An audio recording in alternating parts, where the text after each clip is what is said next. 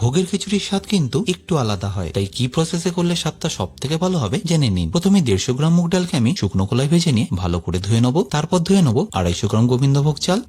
এবার একটা পাত্র বসিয়ে তাতে নিয়ে নেবো 2 লিটার জল। আর জলটা গরম হয়ে গেলে তাতে সামান্য একটু হলুদ দিয়ে ডালটাকে সেদ্ধ করার জন্য দিয়ে দেবো। এবার একটা পেস্ট বানিয়ে নিতে হবে আদা, কাঁচা লঙ্কা, গোটা জিরে আর রাঁধুনি। রাঁধুনিটা এখানে অবশ্যই দিতে হবে। এবার একটা কড়াইতে সরষের তেল নিয়ে তাতে দিয়ে দেবো শুকনো লঙ্কা আর তেজপাতা। তারপর সামান্য একটু হলুদ দিয়ে আদা কাঁচা লঙ্কার পেস্ট এখানে দিয়ে দেবো আর সামান্য একটু লঙ্কার গুঁড়ো আর 1 চা চামচ ধনে গুঁড়ো। যদি টমেটো না দিতে পছন্দ করেন তাহলে এই মশলাটাই খিচুড়ির মধ্যে মিশিয়ে দিতে হবে, বাট আমি এখানে টমেটো দিয়ে একটু ভালো করে কুক করে নেবো। আর নুনটা দিতে ভুলবেন না। আর অবশ্য ততক্ষণে ডালটা বয়েল হয়ে গেছে, তাই আমি এখানে দিয়ে দিচ্ছি গোবিন্দভোগ চালটা। 15 থেকে 20 মিনিট কুক করলেই চালের ডালটা ভালো করে সেদ্ধ হয়ে যাবে। তারপর টমেটোর কাঁচা গন্ধটা চলে গেলে চালের ডালের সাথে মিশিয়ে দিন। তারপর অবশ্যই ওখানে নুন আর চিনিটা দিতে ভুলবেন না। আর এটা ফিনিশ করার জন্য একটা আলাদা পাত্রে ঘি নিয়ে তাতে কাজু আর কিশমিশটা ভেজে দিয়ে দিন। আর ফাইনালি ফিনিশ করুন গরম মশলা দিয়ে।